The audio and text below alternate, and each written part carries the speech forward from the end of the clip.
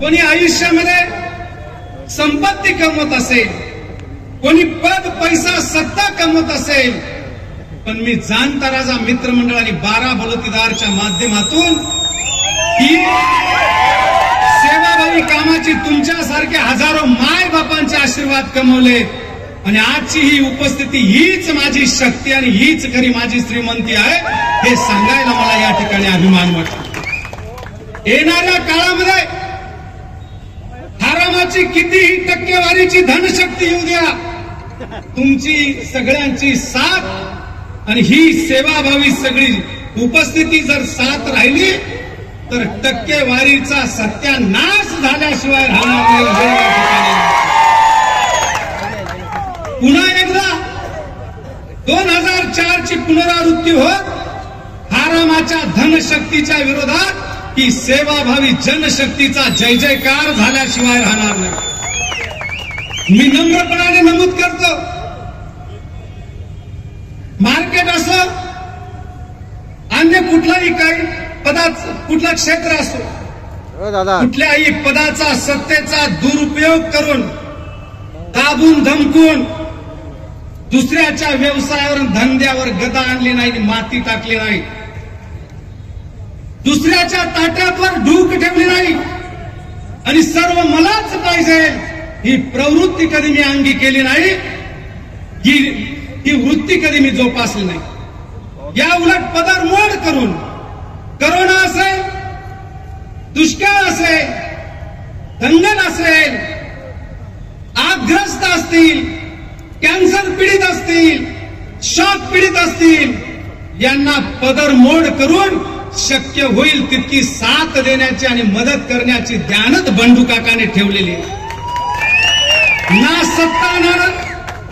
सत्ता ना संपत्ती, बंडू काका पदरमोड करून गोर गरिबाच्या सगळ्या दुःखद सुखद दंगल या सगळ्या आपत्तीत पदरमोड करून बंडू काका प्रत्येकाच्या आपत्तीत अशा प्रकारचं कामकाज एवढं या ठिकाणी आपण पाहिलं।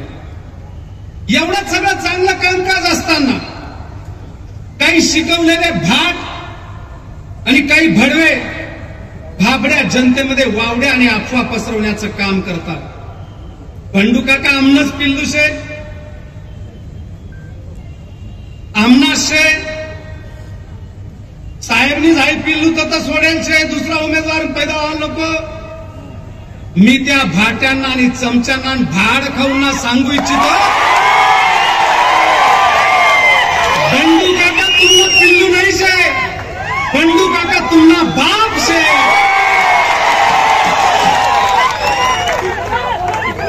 2004 निवडणूक आठवा, या बंडू काकांना फोटो टाकी आणि तुमले ह्या दिवस येईल शे तर तुम्ही या मंत्रीपद पर्यंत तुम्हाला साहेब पोषेल शे।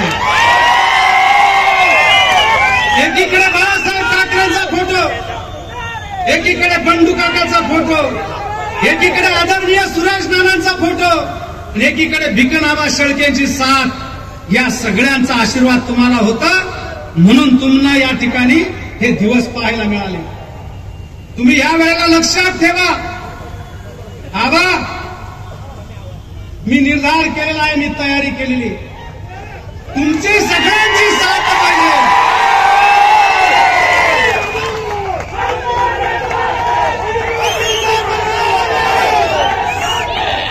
माझी उमेदवार म्हणून तयारी आहे, तुम्ही सगळे नेते जर साथ देणार असाल आणि तुम्ही मायबाप जर सगळी साथ देणार असाल तर बंडू काका कोणत्याही पक्षातून आणि कुठून बी लढायला तयार आहे।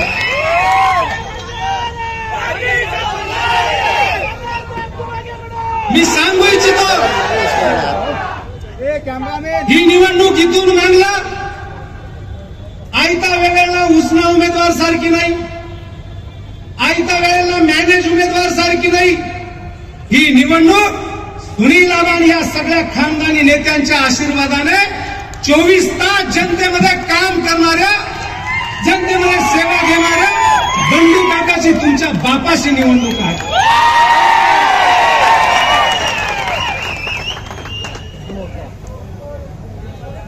काही शिकायला भडवा सांगतात चावळतच, बंडू काकाने थांबाने घेसून, आम्ही बंडू काकाने मॅनेज करी घेसून. इतका आत्मविश्वास काल चावळत की जसे बंडू काका कुकुला बाळशे 2 बोट पाशी दिला तापतीन जो पाडी दिला. अरे काय बोलतो? अरे हा बंडू काका इकणारा आणि मॅनेज होणारा नाही शे.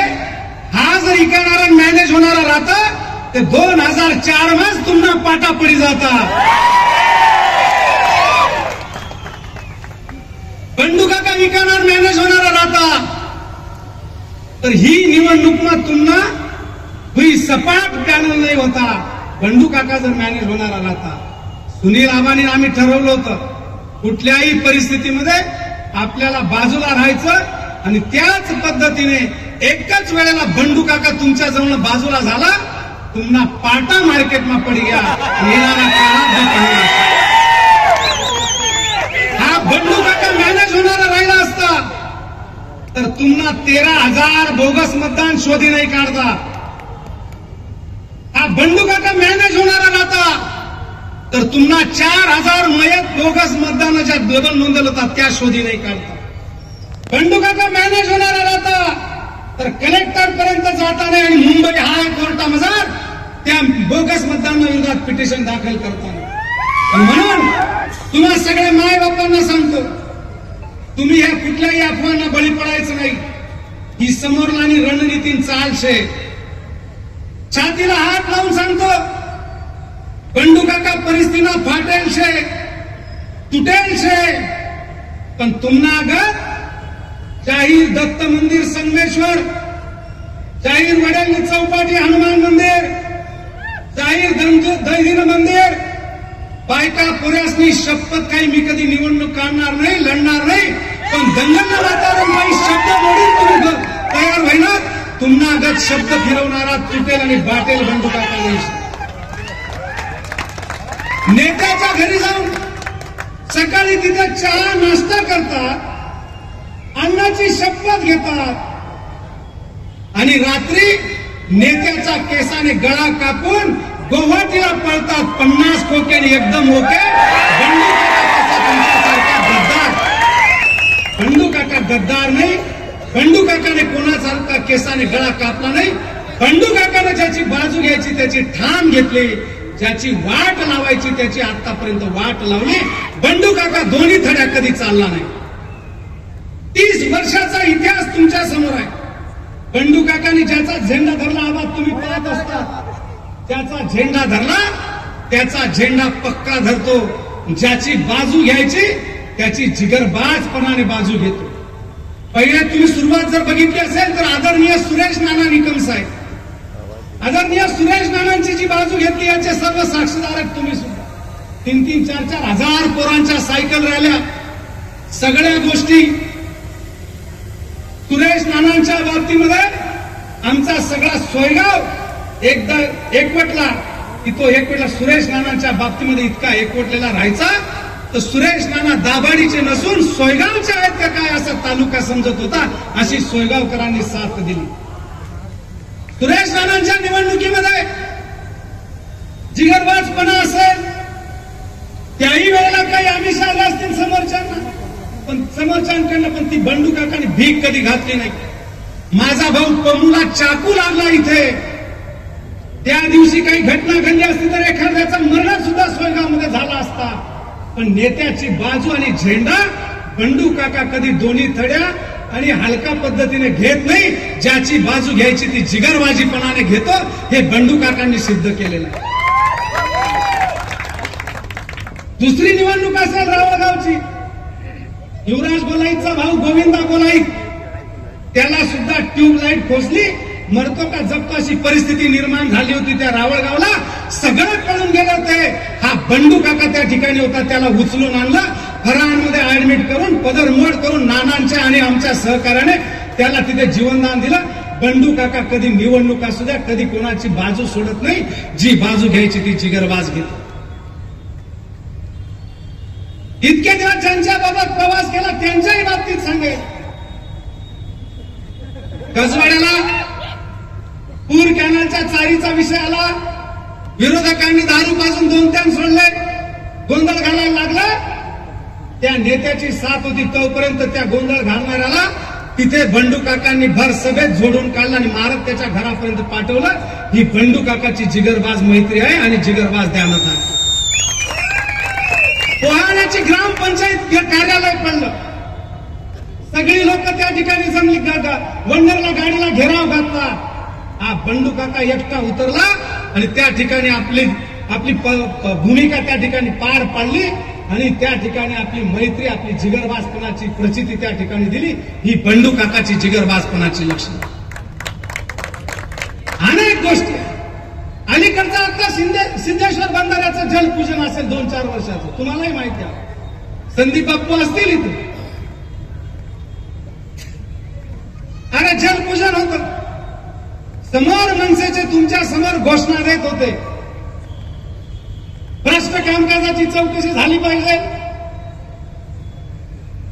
भ्रष्ट कामकाज मुर्दाबाद, सगळ्या घोषणा चालू होत्या.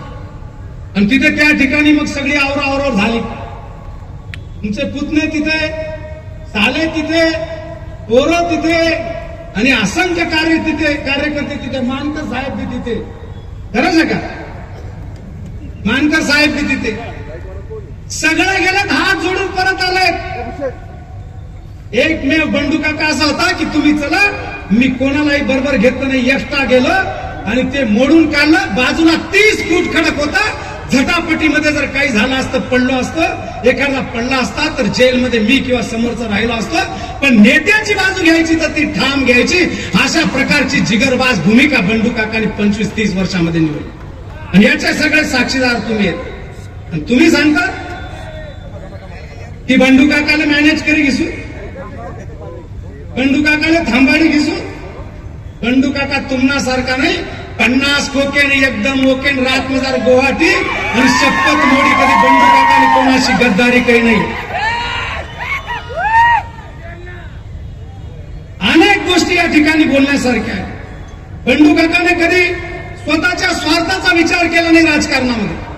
आज दिनांक युवा मंचमध्ये कामकाज करत असताना सन्माननीय प्रशांत हिरेंनी तिकडनं बोलावणं झालं, अनेक वेळा मागे लागले.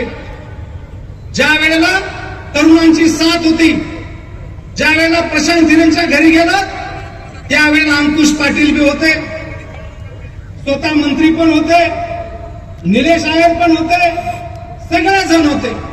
प्रशांत हिरेंनी सांगितलं की काका सांगा किती ऑर्डर पाहिजे तुम्हाला आणि तुमच्या भावाला ऑर्डर देतो.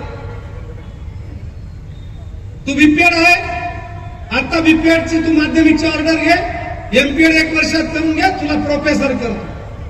हा बंडू काका खानदानी ज्यांच्या जीवावर मोठा झाला, त्यांच्या अगोदर स्वतःचा स्वार्थ कधीच साधणार नाही आणि साधला नाही. प्रशांत दादांना सांगितलं, मला नाही, माझ्या मागे जे पोरं फिरतात, माझ्या गावामध्ये 5 वाडे आहेत, त्या 5 वाड्यांमधल्या 5 ऑर्डरी 9 भाभी पाटील हे सगळी मंडळी होती, त्या 9 ग्रुपमधील 2 ऑर्डरी द्या, त्याच्यानंतर माझा आणि माझ्या भावाचा विचार करा. अशी औलाद बंडू काकाची आहे.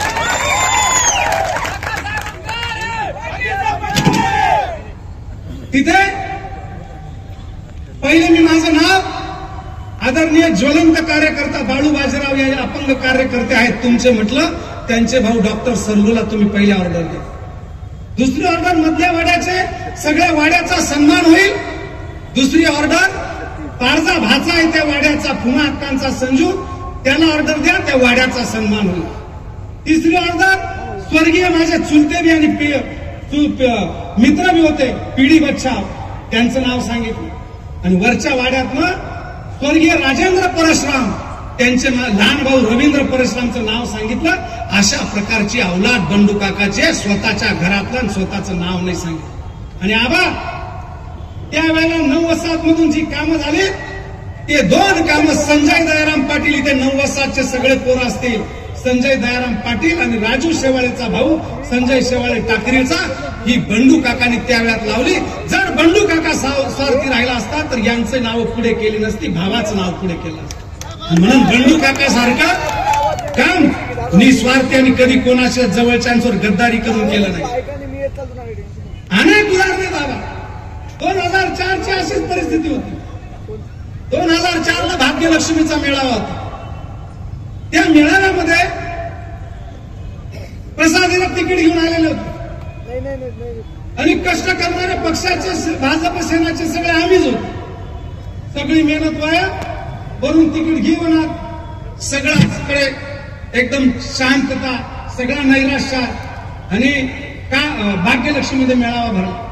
त्या मेळाव्यामध्ये जे भाषण केलं 7-8 हजार लोक होते. सगळी 7-8 हजार लोक रडली आणि तिथून काही निवडणुकीची चिंगारी पेटली आणि त्या दिवशी तिथे वातावरण पेटलं आणि 2004ची कब्बशीची खरी सुरुवात त्या ठिकाणी झाली. त्याच रात्रीला केवळ हिरे हे प्रसाद बापूंचे कार्यकर्ते होते. प्रसाद बापूंचे कार्यकर्ते त्यावेळेला होते. आज जे म्हणतात ना बंडू काका इकाई जाई मॅनेज होईल, आज त्यांच्या मांडीला मांडी लावून बसतात आदरणीय केवळ आप्पा हिरे. तो मेळावा संपला, ते वातावरण पेटवलं. रात्री केवळ आप्पा हिरे माझ्याकडे घरी 9 वाजेला आले दार ठोकायला. म्हटलं आज तर मेळावा होईल. पाहिलं केवळ आप्पा. म्हटलं का आप्पा? नाही म्हणे बापू बी येईल म्हणे, तुलाशी थोडं बोला नसेल. मी म्हटलं अरे सकाळीच मेळावा आहे ना, तुम्ही बापूकडे कोणी पाहिजे हे काय, आता ही भेटानी वेळ नाही. ऐकत जाय काका म्हणे, तू दार उघड. येत होतो टीव्ही सेंटरला राहायचं. बापू तिकडे एसटीडी कडे थांबायचे. काय तू काही गोष्टी समजी घे, पक्षानं तिकीटचे काही जास्त दिवस चालणार नाही की, परंतु तुला काय 2-3 ऑर्डरी काय होईल ते सगळं आपण चर्चा करी. आप्पा मलाही संभाजी सारखा राजबिंडा पोरगा आहे, त्या पोराच्या डोक्यावर हात ठेवून सांगेल आणि केवळ आप्पा हिरेंनी त्यांच्या मयूरच्या डोक्यावर हात ठेवावा. मी गेट उघडलं नाही. आप्पा सांगायचे की अरे म्हणे बामणगावनी सासरवाडीचे तुम्ही फुई बी बामणगावचे, आपण नातेवाईकची चर्चा ते कर. आप्पा नातेवाईक नंतर ही निवडणुका निकाल लागला की पुरणपोळीचं जेवण कराल तुम्ही, आपण आत्ते गेट उघडणार नाही. अशा प्रकारचे आव्हान बंडू काकाचे आहे. जर बंडू काकांनी त्यावेळेला गद्दारी केली असती, जर बंडू काकांनी त्यावेळेला गद्दारी केली असती तर 2004लाच तुमची पट्टी पडली असती. 2004लाच तुमचा पाटा पडला असता. सगळा तालुका एकीकडे होता. फक्त 8,000चं लीड आहे. जाणता राजा मित्रमंडळाची गावगाव देवगड कळवाडी पासून माझी माणसं होती. माझीच भाषणं गाजायची. साला इताय, सासू सुखाय, माय दुखाय आणि मायला मम्मी म्हणत नाही, मामीला मम्मी म्हणा. या सगळ्या भाषणांनी तालुक्यामध्ये सगळं वातावरण फिरवलं होतं. म्हणून समोरच्यांकडनं बी भरपूर ऑफर होत्या. ऑफरमध्ये अंकुश पाटील आहेत, तुम्ही सगळे ओळखतात. याचे आबा हौसराज आबा आमचे सोयगावचे त्यावेळेचे प्रशासक, याचे आबा माझे चुलते आदरणीय राजूदादांकडे 4-5 वेळा, आरके दादा राजूदादांकडे 4-5 वेळा संपर्क. सगळ्यांकडे आदरणीय आमचे आजोबा अशोकांना स्वर्गीय झालेत, शेलार सर अजून जिवंत आहेत. या सगळ्यांच्या माध्यमातून 40, 25, 30 लाख रुपये घे, तुझं भाषण, तुझं काम, तुझं जाणता राजा मित्रमंडळ थांबव, तुला 2-5 ऑर्डरी देतो, त्यांचे पैसेही देऊ ठेव. अशा प्रकारच्या आमिष आल्या. पण हा बंडू काका कधी विकला गेला नाही आणि कधी त्या या गद्दाऱ्या केल्या नाही. म्हणून आज जे दिवस बदललेले ती त्यावेळेची इमानदारी. तर 10-15 लाख रुपयामध्ये 2-2 हजार रुपये जर गाव उन्हाच्याकडे पोऱ्यास वाटली तू ते 4,000 ना कुठेच पाटा पडली जाते. आणि ही बंडू काकाची पुण्याई आहे, हे विसरू नका. आणि तुम्ही बंडू काकाला विकत घेता, 50 कोटी दिला मॅनेज करी घिसून, हे शोभतं का तुम्हाला? हे जरा आत्मचिंतन करा. इथे देण्याची मंडळी आवा, तानाजी देशमुख वगैरे, अहो त्यावेळेला स्वर्गीय चंदन मजदे होते, यांची प्रशांत हिरेंना खंबीर साथ होती. सगळं मालेगाव तालुक्यातलं मतदान संपून गेलं. चंदन मजदे असा वाघ होता, तो तिथे नंबर लावून 2-2, 3-3 मतदान 7:30-8 वाजून गेले तिथे मतदान ठोकत होता. कोणामध्ये दम नव्हता. त्या सगळ्यांनी बंडू काकाला आवाज दिला. मी तिकडे गेलो, इकडे विजयी सभा चालू झाली, मतदानाची सांगता सभा चालू झाली, तेव्हा मी त्या ठिकाणी जाऊन एकेकाला हात धरून बाहेर काढलं. ही बंडू काकाची पुण्याई, हा जिगर बंडू काकामध्ये होता. सगळं ज्ञान साक्षीला आहे. आणि अशा प्रकारची खंबीर साथ देणारा, कधी न मॅनेज होणारा, कधी न विकणारा, कधी न तुमच्या ताटात पाहणारा. अरे बंडू काका इतका समजूतदार आहे की तुम्ही दिलेले शब्द पाळले नाही. तुम्ही सांगितलं होतं की या तालुक्याला 3 आमदार राहतील. पहिला आमदार बंडू काका, दुसरा आमदार सुरेश नाना, तिसरा आमदार मी सावधान म्हणून काम करणारा आमदार. अरे पण आता हे सावधान इतके मालदार झाले ज्यांच्या जीवावर त्या हाडाच्या आणि खानदानी कार्यकर्त्यांना सांगणार आणि चहा वाटायचं काम केलं. इथपर्यंत मस्ती गेली. या प्रवीण देशला चहा वाटायला लावलं. अरे हा एक जिल्हा परिषद सदस्य, त्यांनी अनेक मेळावे रडवले आणि त्याला सुद्धा ही वेळ आणली. मी जर अन्न हुशार नाही राहतो ते मला सुद्धा प्रवीण बरोबर कपशा वाटायला ठीक देतात. मी स्वाभिमानी, म्हणून मनगटवर विश्वास. आणि म्हणून अशा प्रकारची होती. अरे तुमच्या नीतीमध्ये खोट होती, त्याच्यामुळे सुरेश नाना 1 वर्षामध्ये सोडून गेले, पिकनाबा सोडून गेलेत,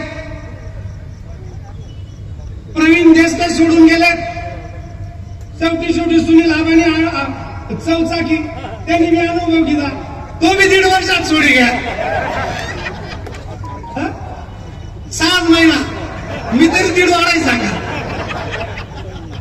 तो बी 6 महिना सोडी घ्या. अरे बंडू काकांनी कधी कोणाच्या ताटात पाहिलं नाही. आपला हा जगन्नाथ अशा पद्धतीने 30 वर्ष तुमच्या बरोबर खंबीर साथ दिली. भावांना चाकू लागले असतील सगळ्या पद्धतीची, ज्याची साथ द्यायची त्याची खानदानी साथ दिली. ही बंडू काकाची औलाद आणि खानदानी. आणि तुम्ही सांगता की बंडू काकाला मॅनेज करी घेसूत आणि अमुक करसूत आणि धमुक करसूत. काही सांगतात की बंडू काकालेच येत ना म्हणे 70 कोटीना काम मध्ये जात नाही. समजाना बडवा सांगा समजाना. मी डोका ठेलशे, आबानी डोका ठेलशे. गरीबना पोऱ्यासले मार्गे घालू नका. जोडग्याला स्पर्धा परीक्षांचा बोर्ड फाडला होता. मी आणि आबानी ठराय गेलो, आम्ही इथे टेबल टाकी बसतो ते प्रत्येकना कपडा काढी लवतड्या जोडसो. पण त्या गरीबाच्या पोरांना उचकवलेलं होतं. स्पर्धा परीक्षा गरीबाचे लेकर पुढे जावे त्यांना शिकवण्यासाठी आम्ही स्पर्धा बंद. तुम्ही इजडासारखा त्याने स्पर्धा परीक्षेचा बोर्ड पाडतो. काय गांडूपणा. आम्ही जर ठरवतो तर त्यावेळी वाद घालतो. आज मी आम्ही डोक्यात बर पटवलेला आहे. कोण प्रचार करतं हे रिपोर्ट लागलेले आहे. बंडू काकाला 50-70 कोटीना काम दितात. नंदुरबारले, धुळाले, नाशिकले फॉरेस्टना काम बंडू काकांना जवाई कर राहना. अरे तुम्ही काय काम दिशा, तुमलेच भीक लागेल शे. सगळी ठिकाणी तुम्हाच शेर तुम्हाच वाटा शेर. बंडू काका तुम्हाला छाती लावून सांगेल 20 वर्षामध्ये 12-13 कोटीच्या पुढे कामं केली नाही. 4 कोटीनं काम काय आपल्याकडे वाढ वडील सांगून जातात. भाऊ बेटीना पैसा घरात घे जावा नाही. मी मणिपूरना नाव धरी प्लॉट गेलो होता लग्नसाठी. ही कमादादानी मेहरबानी, कमादादानी पुण्याई की त्यावेळेस पैसा राहतील नाही राहणार. बाई म्हणे सोनं घे ठेवा. आणि मी पहिल्या वर्षानं सोनं मोडी टाक, दुसऱ्या वर्षाला आता तरी सोनं घे ठेवा. मी कमादादाला सांग की डाळींना फूट पंचरना पैसा तुम्ही वहिनीकडे जमाशेल. बबूताई आता दुसरीला गई, तिने इच्छा असे की ज्या पैसा फूट पंचरना मनाकडे 10-12 लाख रुपये असेल. कारण 1 नंबरला माल आवा मी कलकत्ताले आणि दिल्लीले पाठवले.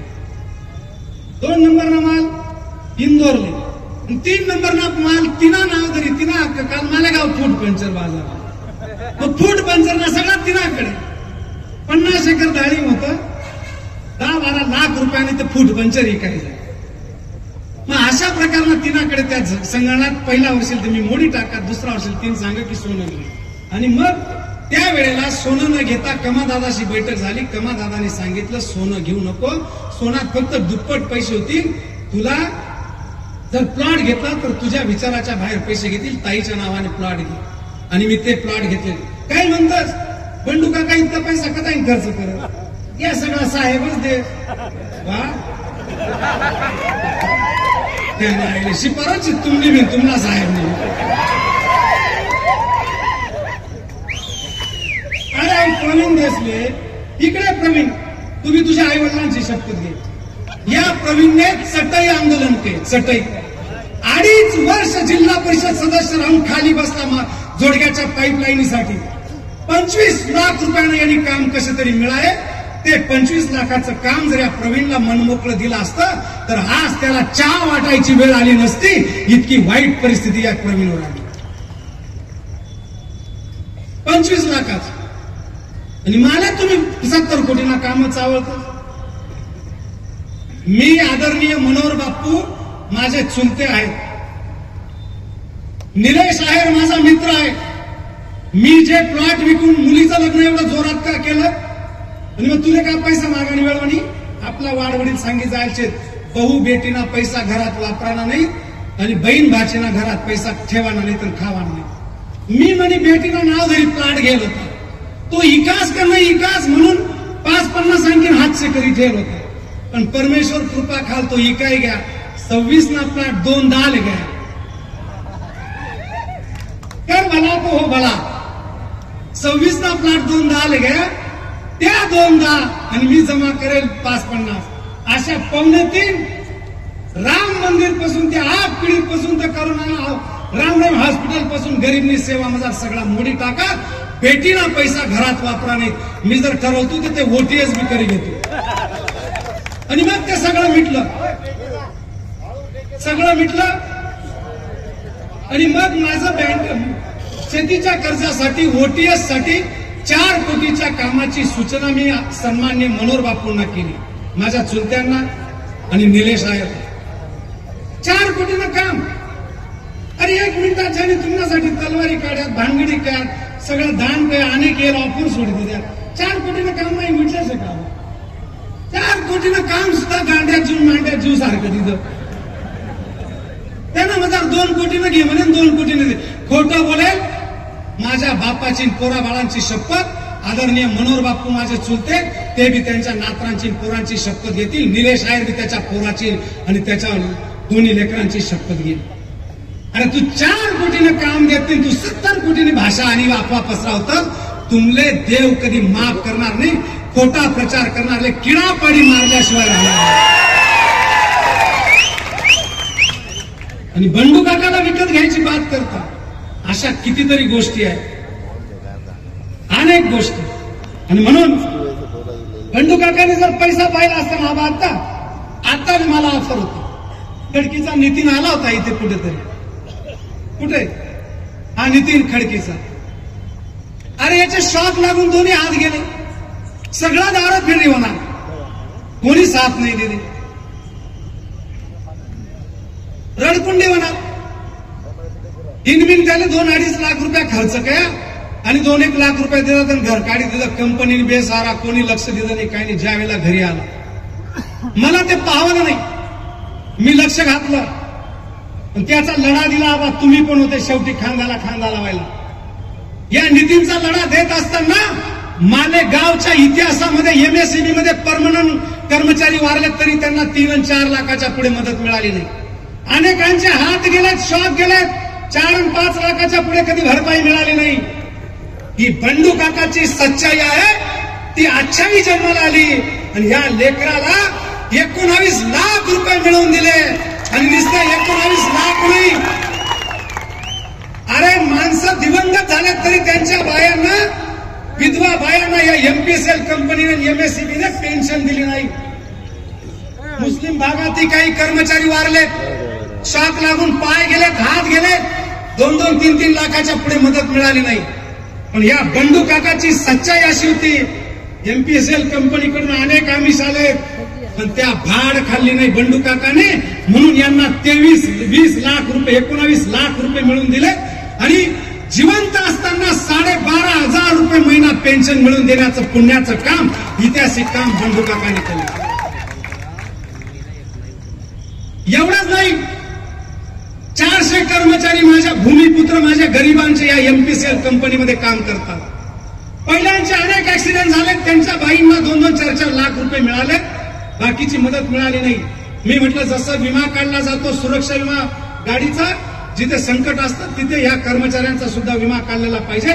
इथे त्यांचा हात जाईल, पाय जाईल, जीवाशी जातील, सुरक्षा विमा काढलेला पाहिजे. ती कायद्यात तरतूद आहे. मी त्या कंपनीला धाड्यावर धरलं. उद्या माझ्या हा एक झाला याच्यासाठी मी आंदोलन केलं. उद्या जर एखाद्या गरीबाचा कुंकू, गरीबाचं पोट त्या ठिकाणी शॉक लागला, पडला, हातपायने अपायित झाला, तर त्याच्यासाठी कोण आंदोलन करेल आणि कोण न्याय देईल? मी त्या कंपनीला 400 भूमिपुत्रांचा विमा काढायला भाग पाडलं. एकेकाचा 20,000 रुपये विमा. त्या कंपनीला 5 वर्षामध्ये 7 कोटीचा दणका बसणार होता. त्या कंपनीच्या देवरे साहेबांच्या माध्यमातून 3-4 महिने माझ्या पाठीमागे लागले. 12 बलुतेदाराला काही देणगी घ्या, हे करा, तुम्ही हा विषय सोडून द्या. आबा, बंडू काकाच्या रक्तामध्ये जर फॉल्ट राहिला असता तर या 400 लोकांचा विमा काढला नसता. आता कोणाचाही ऍक्सिडेंट होऊ द्या, त्यांना 10-12 लाखाची मदत आणि पेन्शन मिळाल्याशिवाय राहणार नाही. ही बंडू काकाची सच्चाई आहे. त्या सच्चाईमधून आजच्याही जन्माला आलेली ही आहे. हा त्याचा पुरावा आहे. अशा कितीतरी गोष्टी तुम्ही सांगता की पैसे, या सगळ्या गोष्टी एकदम दिशाभूल करणारे आणि अफवा पसरवणारे. एवढंच नाही तर औरंगाबादला आता अखिल महाराष्ट्र भ्रष्टाचार मुक्त समिती आहे आणि त्याचे डॉक्टर बाबासाहेब आंबेडकरांच्या पीपल्स एज्युकेशन मध्ये शिकलेले त्यावेळेचे उच्च कोटीचे डॉक्टर आहेत. न्यूरोलॉजिस्ट संपूर्ण देशामध्ये आहेत. प्रशांतजी मिश्रा त्यांचे वडील. इतकी मोठी घराणेशाही, पण गरिबीच्या दिवसामध्ये बाबासाहेबांच्या आशीर्वादाने शिकलो. माझे गरीब सुद्धा शिकले पाहिजेत म्हणून त्यांचा एक जन सरकार सामाजिक ट्रस्ट आहे. चंद्रपूर इकडे जिथे सरकार पोचत नाही तिथे ते सेवा देतात. गरिबांच्या लेकरांना पदर मोडून सगळे एकत्र येऊन अमेरिकेला सुद्धा हॉस्टेलचा सगळा खर्च करतात. अशा प्रकारचं त्यांचं काम. आणि माझी बायोग्राफी पाहून, आपलं 12 बलुतेदारचं काम पाहून मला त्या ठिकाणी महाराष्ट्र लेवलचा पुरस्कार दिला. आणि त्या पुरस्कारामध्ये ते प्रशांतजी मिश्रा होते, गोल्डन मॅन. त्यांना सोन्याची हौस आहे, कारण त्याच्या मागची हिस्ट्री थोडीशी वेगळी. त्या हिस्ट्रीवर गेलो तर आणखी विषय लांब. गोल्डन मॅन, आणि त्यांचाही तिथे सन्मान होता. त्यावेळेला ज्यावेळेला बंडू काकाचं काम त्यांनी ऐकलं, राम रहीम हॉस्पिटल, मंदिराच्या बाहेरची यात्रा, उमरा यात्रा, सर्व रोग निदान शिबिर, स्पर्धा परीक्षा, हे सगळं ऐकलं. आणि चालू दुष्काळामध्ये जेव्हा धोडग्याला 200 लिटर पाणी 80 रुपयाला जायचं, त्यावेळेला गरीब माय लेकी वारल्या. 2 हंडी पाण्यासाठी 2 माय लेकींचा जीव गेला. त्यावेळेला मी त्या ठिकाणी टँकरची सेवा दिली. डॉक्टर बाबासाहेब आंबेडकरांच्या जयंतीच्या निमित्ताने. त्यांचं ते दैवत आहे डॉक्टर बाबासाहेब आंबेडकरांचं. आणि माझ्या बाबासाहेबांच्या दैवताच्या जयंतीच्या निमित्ताने गोर गरीब दलित शोषितांसाठी या माणसाने 16 लाखाचे टँकर दान केले आणि मोफत पाणी वाटलं. म्हणून त्या माणसाने प्रेरित होऊन त्या ठिकाणी 2 कोटी जाहीर केले. ही बंडू काकाच्या कामाची पावती आहे. मी त्या 2 कोटीला हात लावला नाही. मी तिथेच सांगितलं की या 2 कोटींना हात लावणार नाही. ज्या वेळेला विधायक काम हातात घेईल त्यावेळेला तुमच्या हातानेच ते खर्च करेल. ही पैशांची भीक राहिली असती तर घेतली असती. ही पैशांची भीक बंडू काकाला नाही. बंडू काका खानदानी आणि इमानदारी आणि दोस्ती आणि मानाचा भुक्या, स्वाभिमानाचा भुक्या.